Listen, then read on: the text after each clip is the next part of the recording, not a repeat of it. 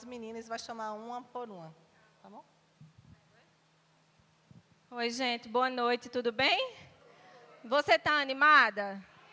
Então, olha aí, dá um abraço na pessoa que está ao seu lado. Paulo escreveu aqui, ó, em todas essas coisas, porém, somos mais que vencedoras por meio daquele que nos amou, amém? Porque eu estou bem certo de que nem morte, nem vida, nem anjos, nem principados, nem as coisas do presente, nem as coisas do porvir, nem os poderes, nem a altura, nem a profundidade, nem qualquer criatura poderá nos separar do amor de Deus que está em Cristo Jesus, amém? Você está convicta desse amor? Amém? Então, eu vou pedir para você sentar.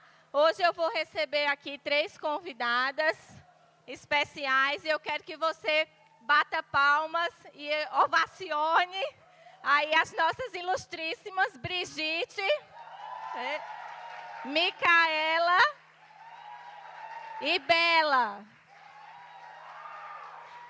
Isso, vou receber as meninas aqui, pedir para elas sentarem. Sejam bem-vindas aí ao nosso talk show, né?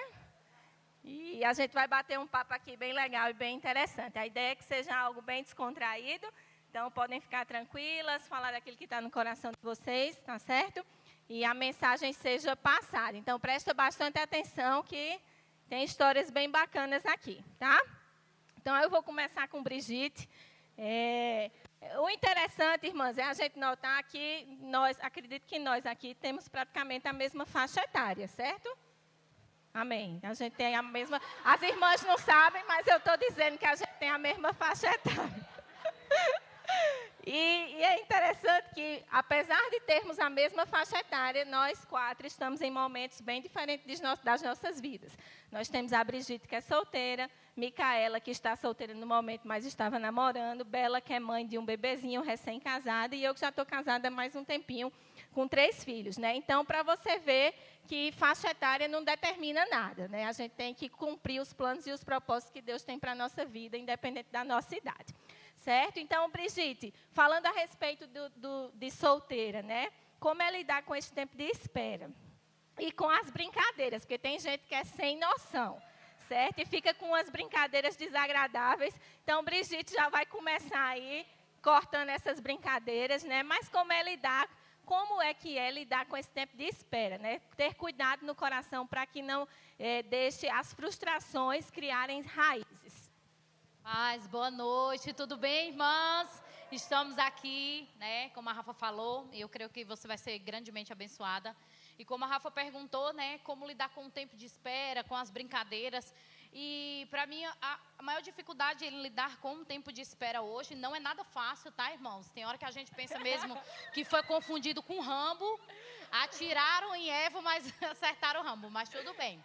A gente vai vencendo, né?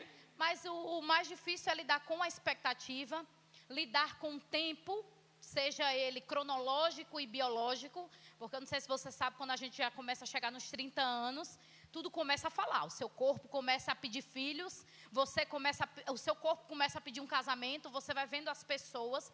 Então, lidar com a expectativa que as pessoas colocam sobre você desse tempo, né? Isso também é prejudicial demais, porque quanto mais a cobrança ela acontece, mais a gente se acha que está vivendo aquém de um tempo onde nós deveríamos celebrar naquele tempo que nós estamos vivendo. Então, eu acredito que essa é a maior dificuldade no tempo de espera. Não só isso, como lidar com o coração, com os sentimentos, e não estar envolvido, como sempre o pastor tem nos dito, cuidado com as emoções, cuidado com os sentimentos, porque, de fato, é algo que a gente passa no nosso processo de espera. Sobre as brincadeiras é bem difícil, né, assim, porque... Hashtag fica a dica, viu, para quem andou brincando aí. Tá?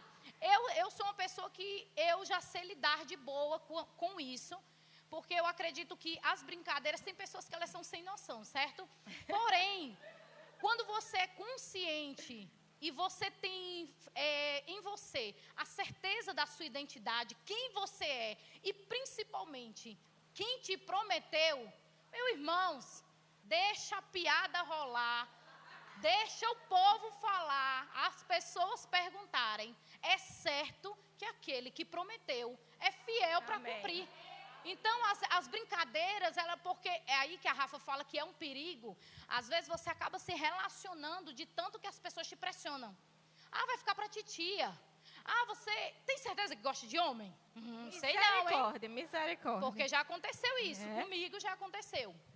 Então, você tem que saber muito bem a sua identidade em Cristo e aquele que te prometeu. Então, as pessoas do nosso natural, da nossa família, é difícil a gente não ter uma conduta como outras pessoas têm. Então, é de casa para o trabalho, do trabalho para a escola. Então, eles não veem uma vida, né, social, se encontrando com pessoas que também é complicado para eles. Então, vem as indagações, as brincadeiras, mas tira de letra, né, um jogo de cintura, claro que sempre levando, né, aquela palavra quando pergunta assim, o casamento, tá ficando encalhado. Eu sempre respondo assim, encalhado é quem casou errado e tem que esperar o marido morrer para casar de novo.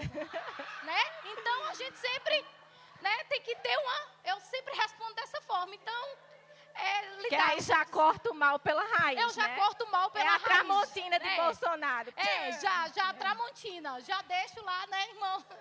Não. Eu encalhada não. E acho que, Brigitte, o intuito de casar, né, alguém para somar, né? Isso. Então, às vezes, você escolhe tão acelerado que você acaba escolhendo alguém que está subtraindo e não somando, né? Então, isso tem que ficar também essa dica. Sim. A Bíblia é o nosso manual de vida e instrução, né? É o seu manual?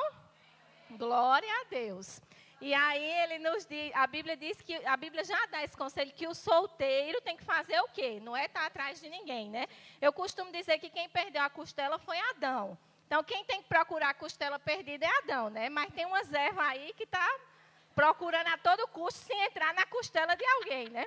E aí, o solteiro cuida de fazer as coisas do Senhor, né? E como é, em meio à espera, manter essa chama do serviço acesa ao Senhor, né? Então, dá aí uma dica para a gente. É muito importante quando a Rafa vem frisando isso, né? Os solteiros cuidem das coisas do Senhor. E quando a gente vai falando das coisas do Senhor, não é só estar na casa do Senhor, não. Isso aqui é fundamental, tá? Isso aqui a gente nem deveria pautar como algo que você deveria fazer ou não. É certo que você tem que fazer na sua solteirice, que é o que Paulo falava. Então, não é só cuidar disso aqui. Esse tempo de espera que a Rafa fala e que a gente se encontra, ele é fundamental para que primeiro você se conheça como mulher, como indivíduo, como pessoa, para que você comece a olhar e dizer assim, peraí, ainda, o que eu gosto, o que eu tolero, o que eu suporto, é tolerável eu levar tal ação para um casamento? É um momento de você se cuidar da sua aparência, né? Estou passando por um período de me cuidar mais, de um autocuidado, de elevar a autoestima, porque eu não sei se você sabe, mas acho importante frisar, nesse tempo de espera, se você não tomar cuidado também com ele, a gente acaba ficando um pouco deprimida, cabisbaixo, e a gente acaba se descuidando da nossa aparência. Já faz tanto tempo, rapaz, Deus não vai responder mais não. Não, eu acho que eu sou mesmo, fiquei para titia mesmo, eu não tem jeito não. Os homens aí tá difícil, a concorrência está grande demais, né? Então, e você vai ficando, e você vai se descuidando, você já não se olha no espelho como se olhava, você já não se admira mais como mulher, sabe? Você não se olha e diz assim, meu Deus, eu sou bonita, eu mereço um homem. Sabe, então isso é importante. Então esse tempo de espera que a Bíblia fala, o solteiro cuide das coisas do Senhor. Eu não sei se você sabe, ou se vai ser revelação para você agora. Se for, pega agora. Recebe aí, irmão. O seu corpo é templo do Espírito Santo. Amém, igreja? Amém. Receberá 12 irmãs ali. Então, seu corpo é templo do Espírito Santo. Então, cuide das coisas do Senhor. Faça algo. Enquanto a gente fica assim, meu Deus, mas eu queria tanto casar. Ai, meu Deus, como eu queria casar. Eu já vivi isso, tá, irmãos? 15, 16 anos. Glória a Deus, aleluia. Quando a maturidade ela vai chegando, essas pressões, elas vão diminuindo. Porque hoje, eu tenho testemunhos dentro da minha casa. Sobre casamento, sobre casar errado. Eu tenho um testemunho maior da minha mãe.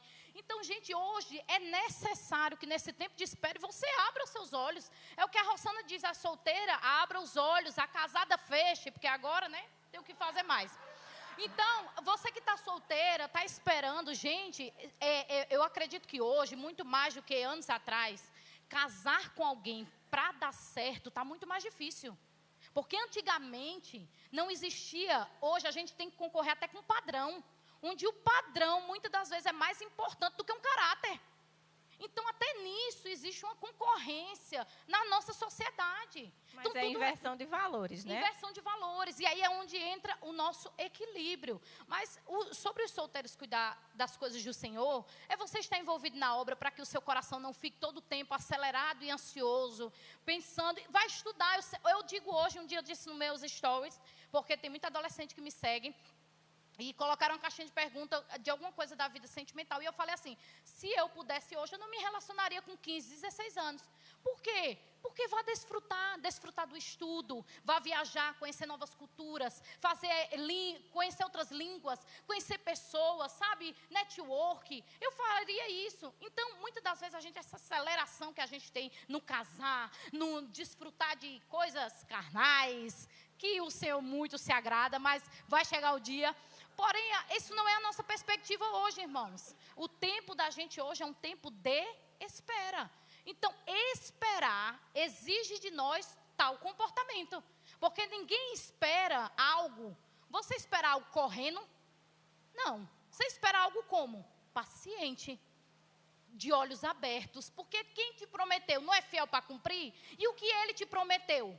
Porque muitas das vezes nós estamos aceitando coisas que não deveríamos aceitar, porque estamos de qualquer forma, esperando de uma forma errada. Então, abra os olhos, olhe quando aquela pessoa se aproximar. Meu Deus, peraí, deixa eu olhar fulano. Não, peraí, isso condiz. Está dentro, é o que eu quero, eu tolero. E um casamento com essa pessoa? Então, eu acredito que isso é fundamental no nosso tempo de espera. Maravilha, muito bom. Né? E muito bom mesmo, excelente. Nota 10. Agora a gente vai falar um pouquinho com Mica aqui. Quem não conhece Micaela, acho que a maioria deve conhecer. Mica estava recente, vou dar aqui um background, né, um contexto, contextualizar vocês aqui para a gente entrar na parte dela. Ela estava namorando recentemente um rapaz, né, a gente até saiu um dia com eles, eu e Bruno, conhecemos, o cara era bonitão, né, era Mica, se vestia bem, bem comunicativo, tinha uma conversa super boa, trabalhador, bem agradável o rapaz, né, mas tinha algo que tinha uma vida profissional bem já orientada, mas tinha algo que não condizia com você, espiritualmente falando, certo? E aí, em que momento, né? O que eu quero trazer aqui hoje, o ponto é sobre julgo desigual. Então, a Bíblia é muito clara e categórica quando ela diz que não existe compatibilidade entre luz e trevas. Né? Mas, às vezes, a gente está nessa carência ou não, nesse tempo de espera, e acaba se envolvendo nesse tipo de relacionamento.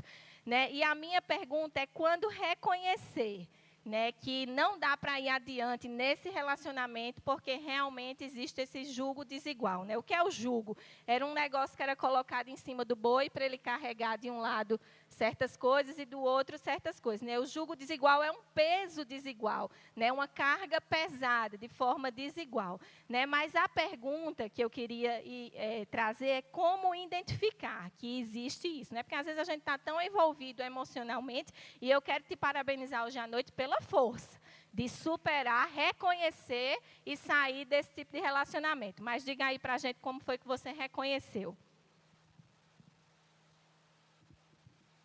Aproveitando o gancho do que a Brigitte falou, né? Não é tempo de se relacionar com 15, 16 anos. Eu sempre tive isso muito claro e certo na minha vida. Eu decidi que eu iria me relacionar com um homem só, aquele com o qual eu iria casar, iria ser o meu marido, né? Então, crescendo na palavra, aprendendo, entendendo, tendo esse entendimento, eu tomei essa decisão desde muito cedo.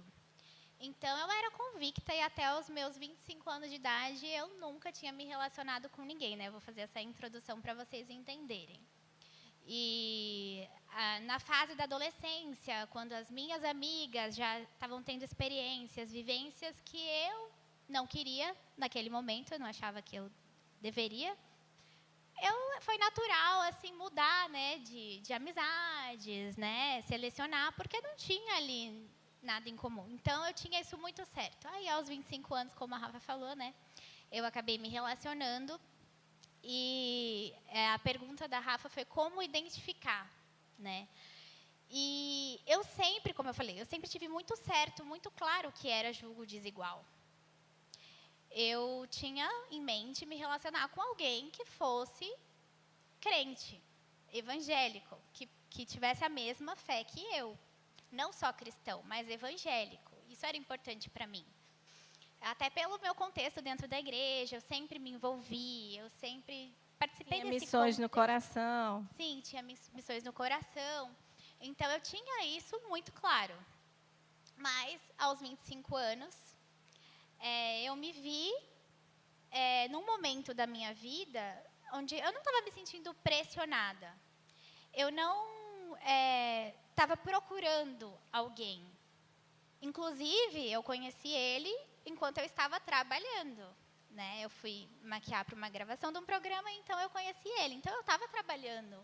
Não estava num bar, não estava numa balada, né? Estava no meu trabalho. E como a Brigitte falou, que é importante observar o caráter. Ele é uma pessoa de caráter. Ele é uma pessoa de família, de princípios. Como a Rafa falou, ele é já bem posicionado profissionalmente, já tem clareza. Então, assim, todos os atributos, vamos dizer assim, que eu tinha também no meu combo, né, de procura, ele tinha. Ele só não era crente, já ouviu essa? Tipo assim, ele só faltava. Só faltava isso. Mas assim, um adendo, né? Ele não era crente evangélico, mas ele era cristão católico. Então, também não estava totalmente fora do contexto. E quando a Rafa pergunta como identificar, eu falo, por experiência própria, que em alguns casos não é tão óbvio. Porque você está envolvida emocionalmente, né? E aí tem aquela questão de assim, nossa, mas ele tem caráter, ele é de família. Logo que ele me conheceu, ele já comprou uma passagem, já foi lá conhecer a minha família. Eu já fui conhecer a mãe dele. E até esse é o importante eu colocar isso dentro da história para vocês entenderem. A mãe dele tinha uma doença, e ela já estava num estágio acamada, traqueostomizada. Esclerose lateral amiotrófica, né? Isso, a Rafa conhece bem. Ela. Pode explicar melhor o que é. Quem não souber, dá um Google depois. Uma doença degenerativa. E ela já estava traqueostomizada, ela já se alimentava por sonda, e logo que eu conheci ele, ele me levou para conhecê-la. E eu vi ele cuidando da mãe, eu vi ele dando banho na mãe, eu vi ele trocando a mãe, eu vi... Então, assim, ele tinha caráter, isso também me chamou a atenção. Porque, gente, se fosse o contrário, ia ser muito claro, eu jamais me envolveria. Ia ser muito óbvio, né? Óbvio, exatamente.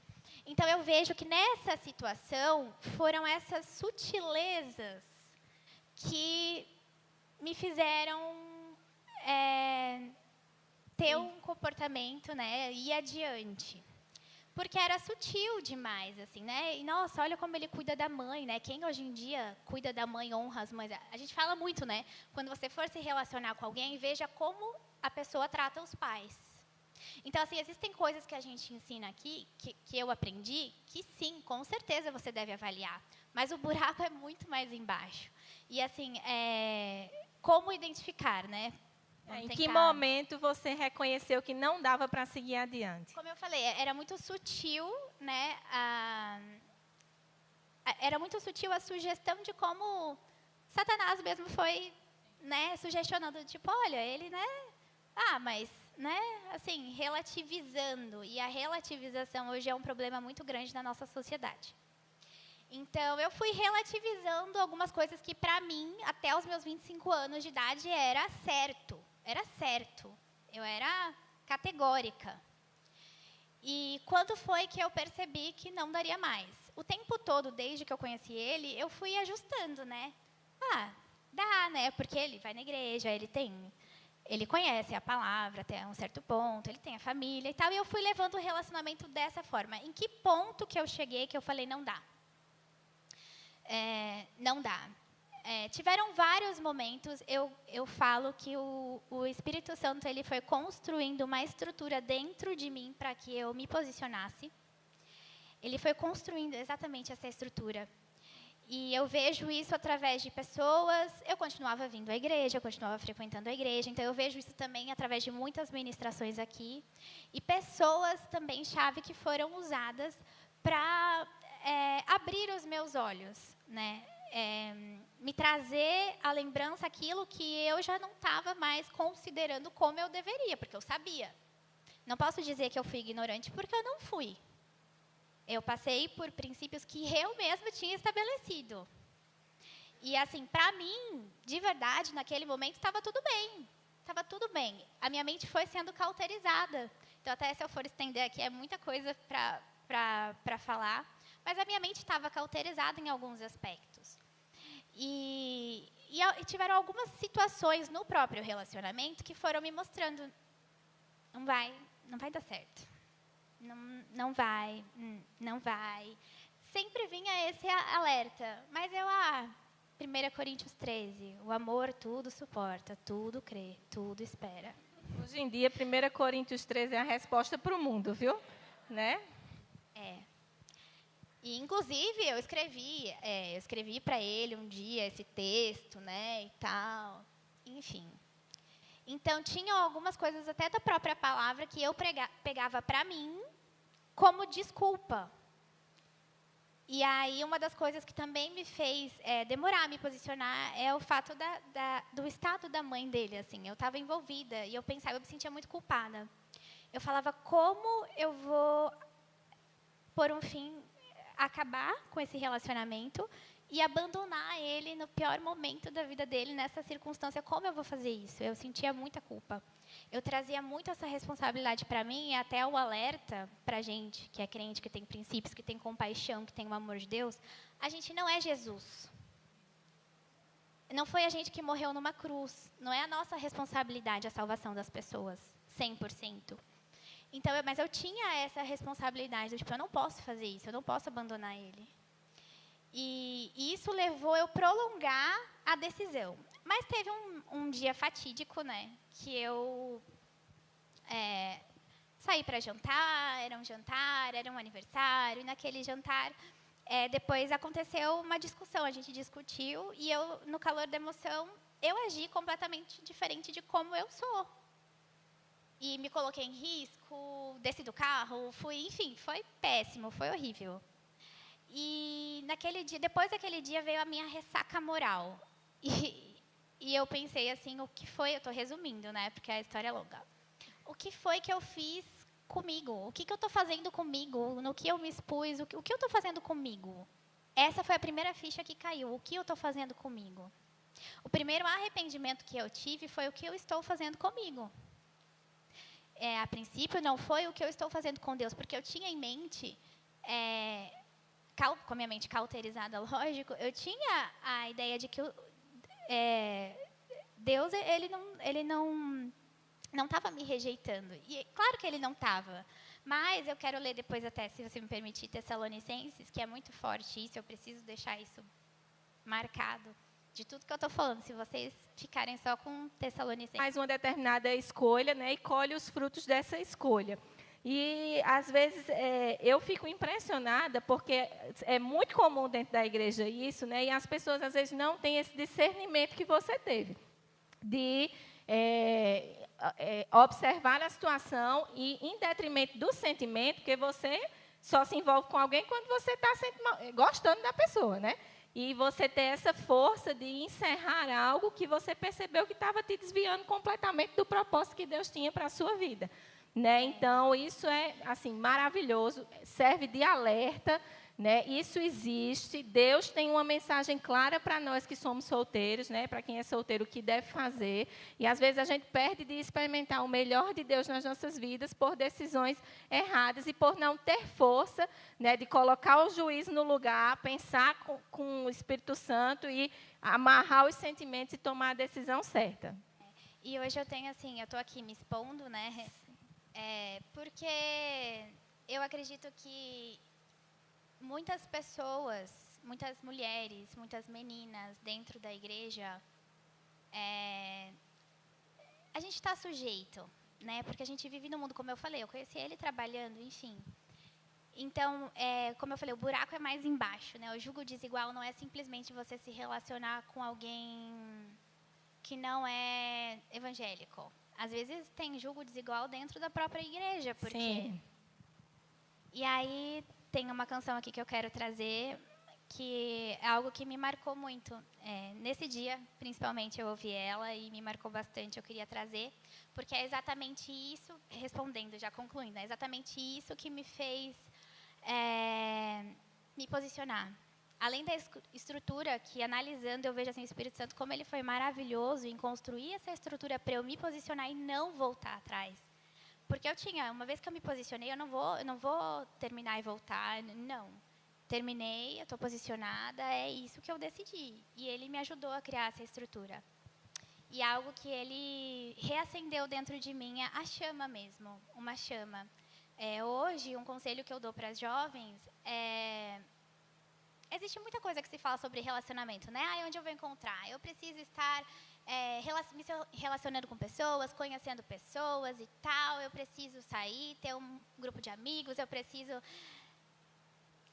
eu tomei uma decisão. Não que isso seja regra, estou falando algo que eu decidi para a segurança, porque ontem alguém me perguntou, mas e aí? Tá, você se posicionou, e o que você vai fazer agora para não acontecer mais isso? Eu tomei uma decisão. Depois que eu ler aqui o trecho da música, eu vou falar qual foi a minha decisão.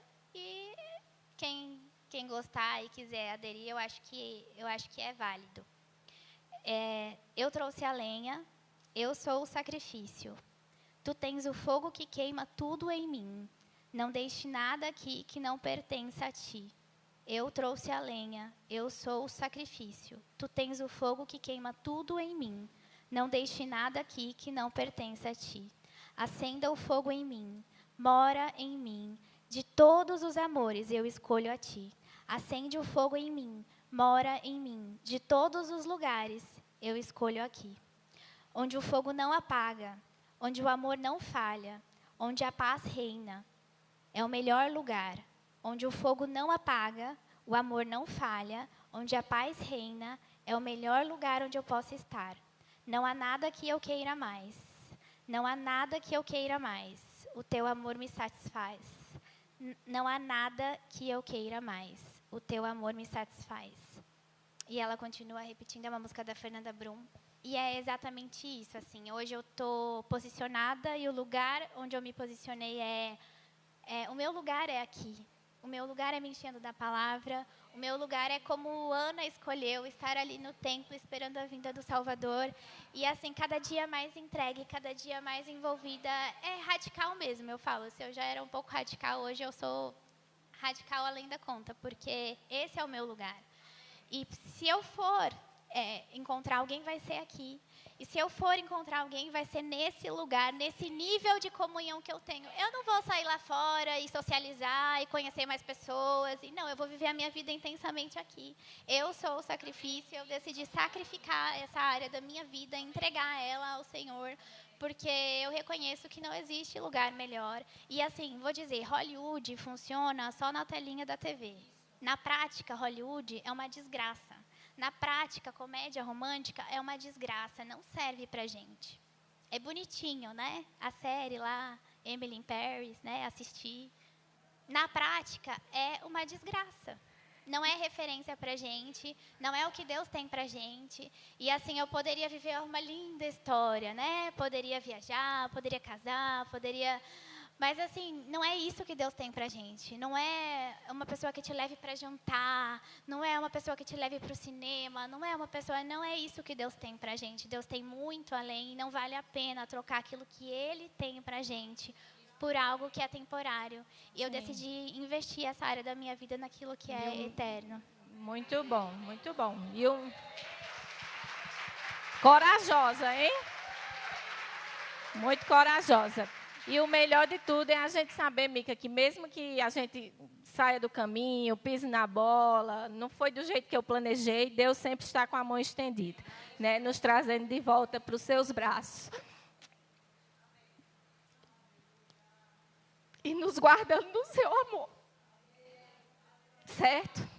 Então, não existe vergonha, né?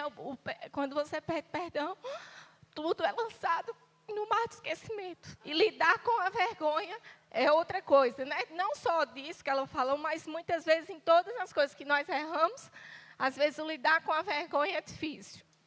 E quando nós nos encaixamos em Deus novamente, nós não precisamos ter vergonha de nada de novo. Tá certo? Maravilha. Vamos lá. Era para rir, a gente já está chorando aqui. Então, agora eu vou falar com Bela. Bela é casada há mais ou menos 4 anos com o Renato. É mãe do Pietro. Aí quem nunca viu o Pietro de 3 anos. É uma gracinha. E Pietro tem mais ou menos 3 anos. 2,5. A mãe está me corrigindo aqui. É o primeiro filho, 2 anos, 3 meses e 15 dias. No terceiro, a gente já não conta, só anualmente. Viu? Já fica a dica aí que o terceiro é anualmente. Quantos anos tem? Não sei. Em maio faz 2. E aí, Bela, como foi esse início de casamento, né? Porque são 2 pessoas diferentes, educações completamente diferentes, mentes diferentes, né? E de repente estão casadas no mesmo quadrado, né? Tendo que lidar com tudo isso. Quais foram esses desafios aí do início do casamento e como superá-los, né? São muitas adaptações, né? A gente vem dessa expectativa quando a gente está solteira, daquilo que Deus vai fazer. Quando chega a nossa promessa, a gente está super empolgada, vai para o casamento, está toda linda e etc. E aí chega o dia a dia, né? Viver intensamente com aquela pessoa. Às vezes eu falo com o Renato assim, você me escondeu muita coisa, hein? Pelo amor de Deus. Porque, assim, era engraçado que ele morava em outra cidade, né? E aí, aos finais de semana, ele vinha me visitar. E ele ficava hospedado no meu quarto. Eu ficava no quarto com a minha irmã. E quando eu chegava, o banheiro, gente, estava limpinho. Não tinha uma gota de água no chão. Foi só a gente casar. Eu chegava, gente, parecia que tinha inundado o banheiro. Então, assim, tem todas essas questões, né? Eu lembro que, quando eu fiz um mês de casada, foi a nossa briga mais feia até o momento, foi por causa do banheiro. Porque ele chegava do trabalho, a gente tinha um banheiro só. Tá dando o que falar, esse banheiro. A gente tinha um banheiro só, ele ia direto e se trancava lá dentro. Eu ficava tipo, e gente, mulher, a gente tem que desmontar, né? Eu falo para ele hoje, espera, porque eu tenho que tirar a maquiagem, tem que fazer isso, aí passa o sabão no rosto, não sei o quê. Então, a gente tem um ritual todo, né? Então, quando ele chegava e se trancava no banheiro, eu ficava assim, indignada com aquilo ali. Poxa, não lembrou de mim. E toda essa adaptação, né? Eu acho que a principal questão na nossa vida é o Espírito Santo, que nos ajuda a ter domínio próprio, né? Nos ajuda a amar ainda mais o próprio marido. Aleluia. Então, é isso, assim, que foi a... Mas eu passei por uma situação semelhante. Vou contar a minha agora aqui. Quando eu vim de uma casa que todo mundo fazia tudo. Então, a gente viajava para a praia, assim, tinha lá a lista, Diogo lavar a louça, apesar de Diogo nunca lavar a louça, sempre burlava, mas Rafaela varrer a varanda, Tiago forrar as camas. Quando a gente viajava em casa, nós tínhamos uma pessoa que nos ajudava. Mas Maninha e meu pai morou fora, estudou, então sempre foi bem desenrolado para essas coisas de casa. E eu fui criada nesse cenário, de sempre todo mundo se ajudar. Bruno, por sua vez, foi criado no cenário oposto. Minha sogra não está aqui, né? Aleluia. 3 pessoas na casa, tomava banho, deixava a roupa no chão do banheiro, passava por cima, ia e tal. E aí nos casamos, né? E Minha Linguagem do Amor, quem não leu aquele livro lá do Amor das Linguagens, pode ler. Eu vou já dizer a minha aqui, é prestação de serviços, viu?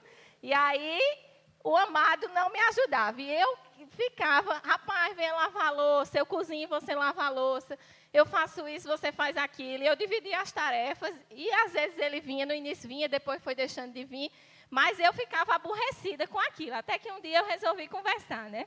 E ele disse a mim, Rafaela, eu trabalho o dia inteiro, trabalho de 8 da manhã a 9 da noite. Quando chego em casa, eu não quero lavar a louça, né? Eu não quero fazer nada, eu quero descansar e curtir. Então, se você não quer fazer, eu prefiro pagar uma pessoa para fazer do que eu ter que fazer. E eu entendi que aquilo era uma limitação dele e que eu preferia ter paz do que ficar o tempo todo me degladiando nesse quesito, né? Então, às vezes, a gente tem que identificar e aprender a superar. Hoje eu lavo a louça olhando para o CEAGESP, para o relógio da CEAGESP, orando em línguas. Para mim, não é nenhum problema. Eu lavo 15 louças, se fizer churrasco, vai. E se me ajudar, está ótimo. Se não me ajudar, está ótimo também. Porque a gente tem que aprender as limitações dos outros, né? Então, e superar, viver, Sim. gente, viver em paz. Não, hoje a gente já tem um combinado. Eu chego, ele já deixa Deixa o banheiro livre. tudo livre. Porque É. eu vou usar. Isso mesmo. E para quem está prestes a se casar, para a gente encerrar, qual é o conselho assim que você daria para quem está noiva aí? Jennifer não é noiva ainda não, né? Já estou noivando, Jennifer. Mas quem está pertinho de casar aí, qual é o conselho que você dá aí? Desenvolver mais ainda a intimidade com Deus. Eu acho que até dentro do que as meninas trouxeram, quando eu encontrei meu marido, quando eu fui encontrada, né, pelo Renato, foi o momento que eu tinha decidido colocar o meu coração nesse lugar certo em Deus, onde não me importava. Foi quando eu tomei uma decisão, eu falei, Deus, se eu morrer solteira, não tem problema, porque o Senhor é suficiente para mim. E eu tomei essa decisão muito forte na minha vida. Eu cortei tudo aquilo que chegava perto desse limite, sabe? De deixar em dúvida o meu relacionamento com Deus e colocar isso como Deus é o meu maior amor. Então eu falei, o meu casamento vai ser sobre Deus também, sabe? Tanto é que eu entrei com uma música que fala, Senhor, te amo mais que o ouro, prata mais que a mim.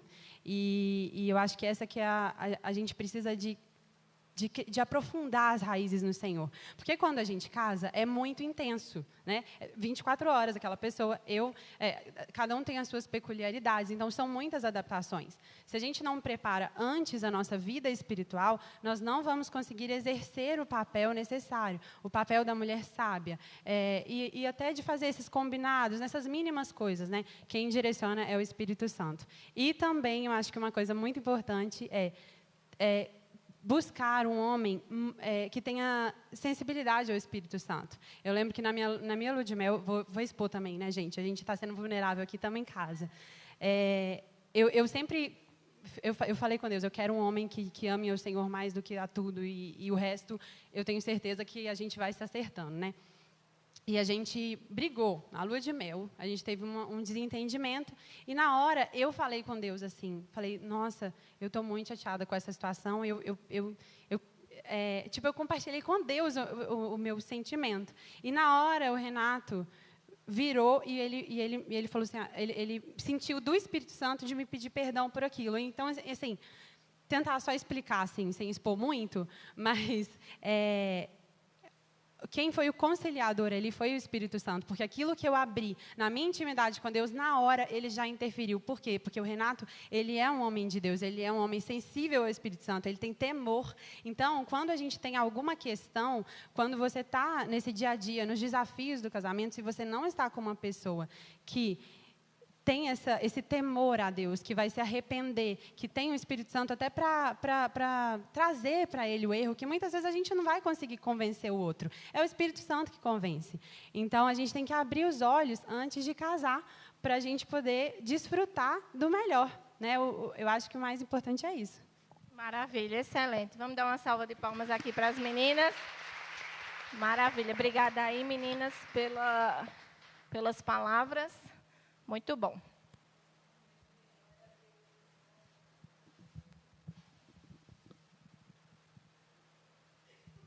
Salva de palmas para essas meninas, né? Vamos aplaudir a Rafa, que soube conduzir bem esse bate-papo. E nós temos um mimo para cada uma de vocês. Espera aí um pouco, meninas. Estão apressadas, hein?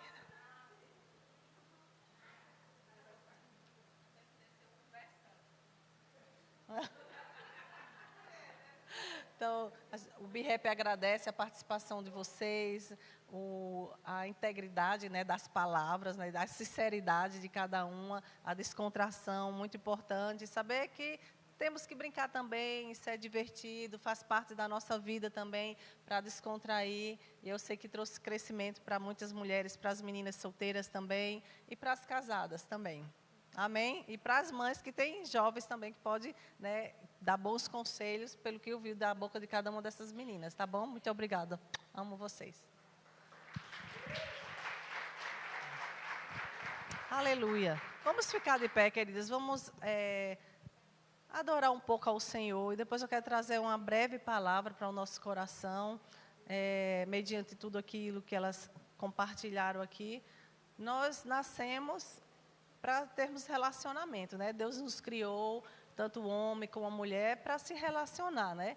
tanto como mulher, assim, da amizade, de ter o toque, de compartilhar. Isso faz parte da nossa vida, né, do relacionamento. E Deus não nos criou para viver em solidão. Então, se você se sente assim que está só, você não está só. Né? Celebre a vida que você tem de solteira, de viver com o Senhor, de amar ao Senhor, da sua essência com Deus, daquilo que você é dentro de você. A presença do Espírito Santo é muito importante. Isso é o que preenche todas as coisas, porque se você se sente em paz, preenchida pela presença do Espírito Santo, se não casou, isso não é o que vai trazer vida, porque tem mulheres que é casada, no dia que eu casar eu vou ser feliz. E tem mulheres que casam e não é feliz.